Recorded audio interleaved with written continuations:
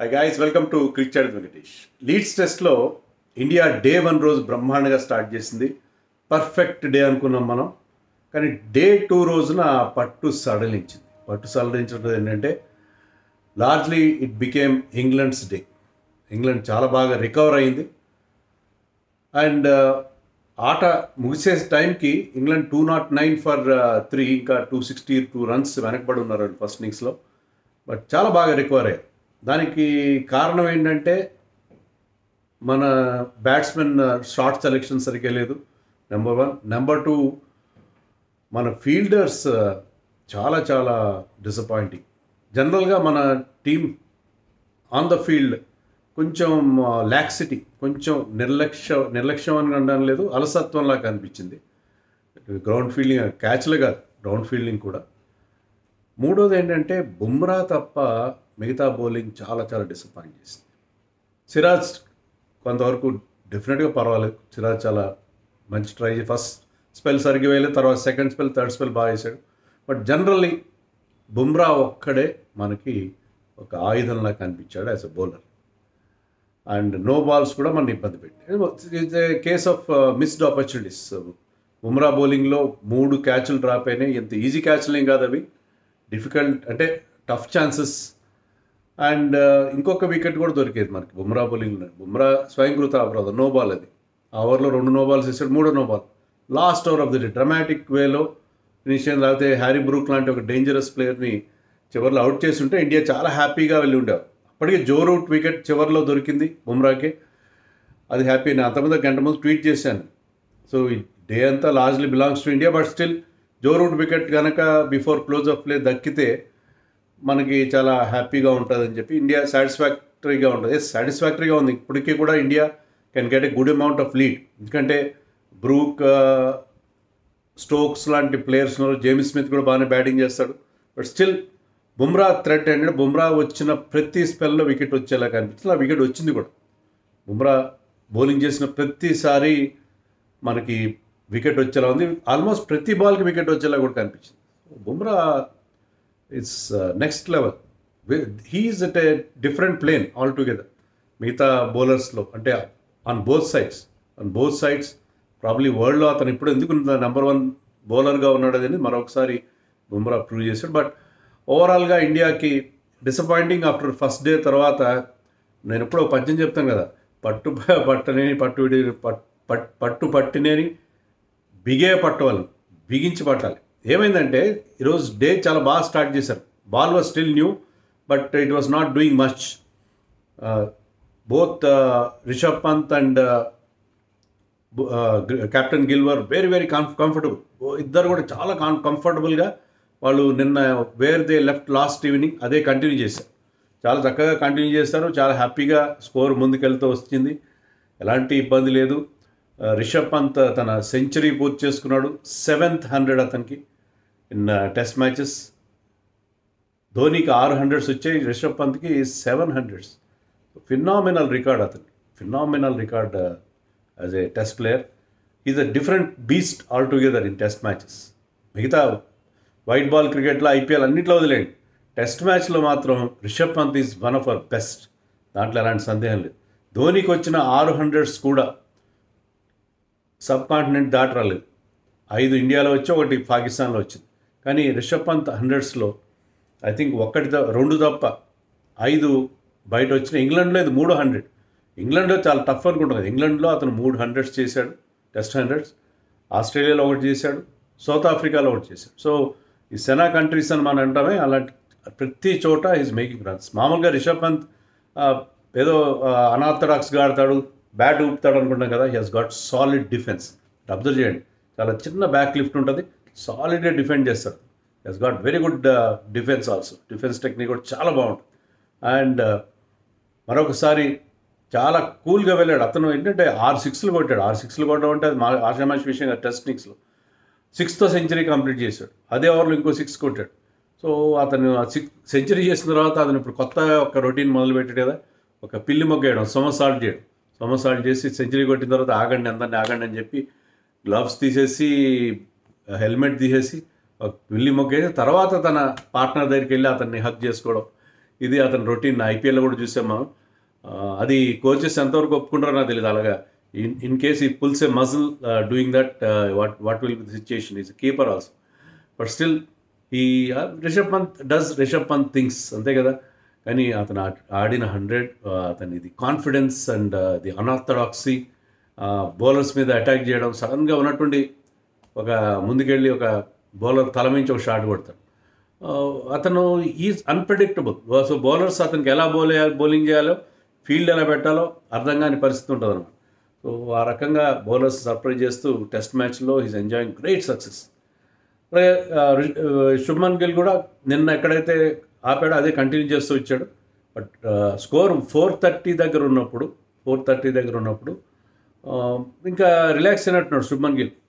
అది చేయకూడదు. అతనికి ఇది ఒక పెద్ద లెసన్. ఏంటంటే ఒక గుణపాఠం. రిలాక్స్ కాకూడదు. 147 అతని స్కోరు. సరే ఇంకా కొద్దిగా రిలాక్స్ అవుదాం. కొన్ని పెద్ద షాట్ చాలా వరకు కంట్రోల్ చేసుకుంటూ వచ్చాడు కదా. He was not playing the ball in the air. ఒక బాల్ని గాల్లో కొట్టాడు, స్క్వేర్ లెగ్లో స్ట్రైట్ బ్రైడన్ కార్స్కి straight into his hands catch వెళ్ళిపోయింది.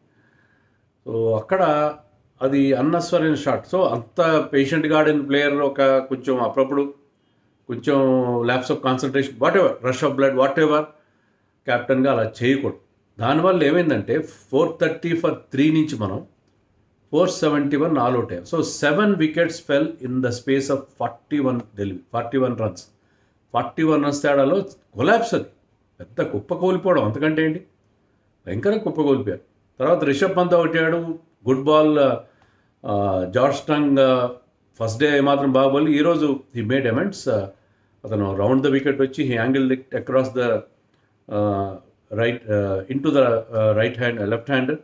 So Rishabh Pant LBW out అయ్యాడు. రివ్యూ చేసిన అది బౌలర్ ఫేవర్లోనే వచ్చింది. అండ్ కరుణ్ నాయర్ 2017 తర్వాత 8 ఏళ్ళ తర్వాత టెస్ట్ మ్యాచ్ ఆడుతున్నాడు. Dear cricket give me 1 chance అని అతను ట్వీట్ కూడా తెలుసు. కానీ అవకాశం వచ్చింది. సరే నర్వస్గా ఉంటాడు కొంచెం, కానీ మనం చెప్పుకున్నాం కదా, you have to play close to the party in England. మరి ఏమనుకున్నాడు, కొంచెం బెన్ స్టోక్స్ తెలుసు కదా, చాలా intelligent bowler like our Bumrah. కొంచెం వైడిష్ డెలివరీ చేశాడు, కొంచెం స్వింగ్ అయింది, చాలా వైడ్గా ఉన్న ball. And he played away from the body, సరిగ్గా కనెక్ట్ చేయలేదు. అంటే wonderful catch by Ollie Pope, wonderful catch by short కవర్స్లో, అద్భుతమైన క్యాచ్. సో అదే జరుగుతుంది. బ్యాడ్ లక్ కాకపోతే ఏంటి, ఇన్నేళ్ల గ్యాప్ తర్వాత వచ్చిన తర్వాత 77 టెస్టులు ఆడారు ఇండియా. అతను ఆడిన ఆఖరి టెస్ట్కి ఇప్పుడు మధ్యలో వచ్చిన అవకాశం వచ్చినట్టే వచ్చి, సరే సెకండ్ ఇన్నింగ్స్లో అతనికి ఛాన్స్ ఉంటుంది. తర్వాత కూడా అతనికి they will give a long run. That is what Shubman Gill said. Secure atmosphere ఇస్తాం అని చెప్పి అన్నాడు. బట్ వాట్ ఎవర్, పాపం కరుణ్ నాయర్ ఒక డెబ్యూటెంట్ చూసాం మనం, సాయి సుదర్శన్ డక్అవుట్ అవ్వడం. అలాగే కరుణ్ నాయర్ కమ్బ్యాక్ అవుతున్న కరుణ్ నాయర్కి చాలా చాలా disappointing. So that is cricket. Cricket can be sometimes very very cruel. And తర్వాత షార్దుల్ ఠాకూర్ వచ్చాడు. Shardul Thakur played reckless shot, out side off stump chase చేస్తూ అతను అవుట్ అయిపోయాడు. బుమ్రా అలాగే అవుట్ అవుతాడు, ఇంకేముంది. మీరు చూస్తే ఏంటంటే తర్వాత మన నెంబర్ 6లో వచ్చిన కరుణ్ నాయర్ నుంచి నెంబర్ 11 దాకా ఒకే ఒక జడేజా డబుల్ ఫిగర్స్లోకి వచ్చారు. అతను కూడా 11 రన్స్ చేశాడు, ఇంకెవ్వరు రన్స్ చేయలేదు. సో ఒక్కసారి ఆ కొలాప్స్ అనేది టూ మచ్ అయిపోయింది మనకి. వికెట్లు టపా పడిపోవడం. జార్జ్ టంగ్కి టెయిల్ ఎండర్స్ మొత్తం మీద 4 వికెట్లు వచ్చినాయి. రిషబ్ పంత్ ప్రైజ్ వికెట్ దక్కింది అతనికి. అండ్ దిస్ మ్యాన్, వాళ్ళ captain, is the pick of the bowlers. Ben Stokes bowled brilliantly.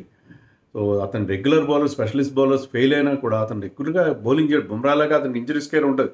So అతను ఏంటంటే ఇప్పుడు మంచి ఫిట్గా ఉన్నాడు, బౌలింగ్ చేస్తున్నాడు.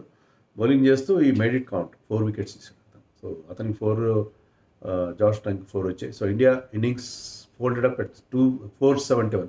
Still a very good score, మంచి స్కోరే. కానీ వాళ్ళిద్దరూ ఆడుతున్న ఈరోజు మార్నింగ్ ఫస్ట్ ఓవర్లో వాళ్ళిద్దరు ఆడిన తర్వాత 550 was very much on the cards. 550 చేయాల్సిన టీం 471 అవుట్ అయితే ఇంగ్లాండ్కి మొమెంటం షిఫ్ట్ అయిపోయింది. But when England started batting, Jack rally first ఓవర్లో ప్రతి బాల్ వికెట్ వచ్చేలాగా అనిపించింది. ఎన్ని వేరియేషన్స్ ఉంటాయి, లెంత్ మారుస్తాడు, కొన్ని లోపలికి వస్తాయి, కొన్ని బయటకు వస్తాయి బుమ్రా నుంచి. సో ప్రతి బాల్ వికెట్ వచ్చేలాగా అనిపించింది. ఒక బౌండరీ వచ్చింది, అది ఎడ్జ్తో వచ్చింది.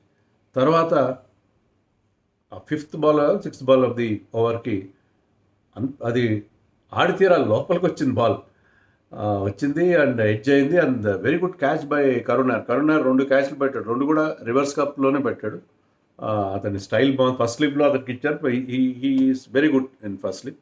So it's taken a very good catch. చాలా క్విక్గా వచ్చింది బాల్, అంటే చూడడానికి అంత నిజం చాలా టఫ్ క్యాచ్ అది.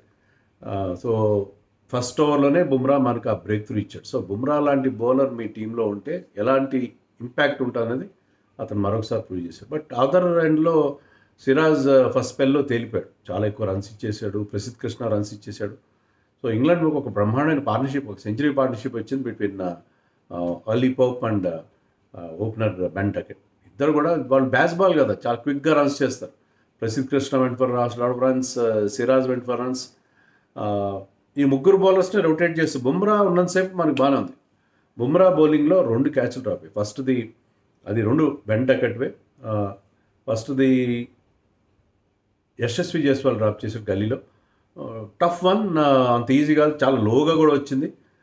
బట్ అతను తీసుకుంటాడు వాళ్ళ క్యాచ్. అతను ఏంటంటే కొన్ని క్యాచ్లు చాలా బాగా పడతాడు, కొన్ని క్యాచ్లు చాలా వదిలేస్తాడు కూడా. సో అతను వదిలేస్తాడు ఆ క్యాచ్. తర్వాత ఐ థింక్ 30 మీద ఉన్నాడు అనుకుంటా, 30 మీద అంతా ఉన్నాడు డకెట్. ఇన్నింగ్స్ బిగినే ఉన్నాడు, 15 or 20, నాట్ ఈవెన్ 30. ఆ టైంలో జడేజా కూడా డ్రాప్ చేశాడు. జడేజా కూడా వాజ్ ఫీల్డింగ్ ఇన్ ద గల్లీ. సో జడేజా క్యాచ్ డ్రాప్ చేయడం అది కొంచెం హైగానే వచ్చింది. అది for Jadeja that is definitely A chance, తీసుకోవాల్సిన క్యాచ్. అది వేరే ఫీల్డర్ కానీ టఫ్ ఏమో, కానీ అంత ఈజీ క్యాచ్ కాదు. కానీ జడేజా డ్రాప్ చేయడం క్యాచ్. 2 క్యాచ్లు బెన్ డకెట్ డ్రాప్ అయినాయి. తర్వాత towards the end of the day's play Ollie Pope 60 దగ్గర ఉన్నప్పుడు డ్రాప్ చేశారు. అతను century went to make 100 and is batting at 100 not out. So Ollie పోప్ని కూడా అవుట్ ఈసారి కూడా జైస్వాలే డ్రాప్ చేశాడు ఈ క్యాచ్ ఈసారి. సో స్లిప్ కార్డన్లో మన catching was not at all impressive. ఇంకా ఈవెన్ మిస్ఫీల్డ్స్ చాలా ఉన్నాయి. నో బాల్స్ వేశారు. ఆ నో బాల్తో వికెట్ కూడా మిస్ అయిందని చెప్పాను కదా. సో డిసిప్లిన్ లోపించింది సంథింగ్. అంటే గౌతమ్ గంభీర్ కానీ ఫీల్డింగ్ కోచ్ కానీ వీళ్ళకి చాలా పెద్ద క్లాస్ పీకాల్సిన పరిస్థితి మనకు అనిపిస్తుంది. అంటే ఆ ఫీల్డ్లో ఆ ఇంటెన్సిటీ మనకి కొంత మిస్ అయినట్టుగా నాకు అనిపించింది. ఎనీవే, బట్ బుమ్రా బౌలింగ్ వేసినంతసేపు మీకు అటాక్ బ్రహ్మాండంగా కనిపించింది. సో జడేజా వచ్చాడు, Jadeja turned A couple of balls, but అంటే రఫ్లో టర్న్ అయి ఉంటుంది. బట్ అది బ్యాట్స్మెన్కి, ఎందుకంటే ఇండియా 4th innings మనం బౌలింగ్ వేస్తాం కాబట్టి England has to play in the 4th innings కాబట్టి it's good sign. Jadeja turn a couple of deliveries, మంచి టర్న్ దొరికింది అది. బట్ మిగతా బౌలర్స్ డిసప్పాయింట్ చేసి Siraj bowled a very good second spell. కానీ బుమ్రా టీ తర్వాత బౌలింగ్కి వచ్చి 50-60 చేసిన బెన్ డకెట్ని బౌల్డ్ చేశాడు, played on. So Bumrah Bumrah ఎప్పుడైతే స్పెల్కి వస్తాడో టీ ముందు కూడా ఒక ఓవర్ వేశాడు. టీ తర్వాత కంటిన్యూ చేసినప్పుడు he got rid of Ben Duckett. తర్వాత జో రూట్ వచ్చాడు. జో రూట్ కూడా స్టార్టింగ్ నుంచి చాలా షేకీగా అనిపించాడు against Siraj and Bumrah. But ఈ వెంట ఆన్ టు ప్లే ఒక partnership, 80 runs partnership between Pope and Root చూసాం మనం. Pope got his 100, very good 100 by Pope. మనం చూసాం కదా హైదరాబాద్లో ఎలాంటి 100 కొట్టాడో లాస్ట్ ఇయర్. సో ఈసారి కూడా ఇండియాకి ఎగేన్స్ట్గా తను మరొక 100 చేశాడు అతను. చాలా ఇంప్రెసివ్ నాక్ అది. But Joe Root towards end of the day's play Bumrah third స్పెల్కి వచ్చినప్పుడు దొరికిపోయాడు. బాల్ కొంచెం ఎక్స్ట్రా కిక్, కొంచెం ఎక్స్ట్రా బౌన్స్ దొరికింది ఆ బాల్లో. అవుట్ సైడ్ ఆప్షన్ వదిలేయించాలని బాల్, కానీ ఎందుకో it was dude to play that ball. And once again Karun Nair took a very good catch. So Joe రూట్ని తొందరగా అవుట్ చేయడం ఇండియాకి చాలా పెద్ద ప్లస్. బట్ వచ్చిన బ్రూక్ కూడా చాలా నర్వీగా కనిపించాడు. అతను అవుట్ అయ్యే ప్రతి బాల్ చాలా డేంజరస్గా ఆడాడు. నైట్ వాచ్లో ఉండి అతను పంపారు. ఒక బౌన్సర్తో అతనుని ఇబ్బంది పెట్టాడు Bumrah. Siraj took a very good catch, but that turn out by no ball of the last over. So బుమ్రాది క్యాచ్లు వదిలేశారు 3, అతని తప్పు కూడా ఉంది. సో బుమ్రాకి యాక్చువల్గా 5-6 వికెట్లు రావాలి. క్యాచ్లు పట్టుకుని ఉంటే ఆ నో బాల్ కాకుండా 6 వికెట్లు రావాలి. బట్ స్టిల్ ఈ got all the 3 wickets that have fallen. పడిన అన్ని వికెట్లు అతనికే వచ్చినాయి బుమ్రాకి. బట్ స్టిల్ ఇండియా కొంచెం లూజ్గా కనిపించింది గేమ్. కొంచెం టైట్ అండ్ చేయాలి, గ్రిప్ పట్టు పట్టాల్సిన అవసరం మనకు అనిపిస్తుంది. రేపు కూడా బుమ్రా మళ్ళీ స్టార్ట్ చేస్తాడు కాబట్టి India should get a sizeable lead. But ఈరోజు ఇండియా ఆడిన తీరు మాత్రం ఏ మాత్రం సాటిస్ఫాక్టరీగా లేదు, బ్యాటింగ్లో కానీ, బౌలింగ్లో కానీ, ఫీల్డింగ్లో కూడా. ఏమంటారు?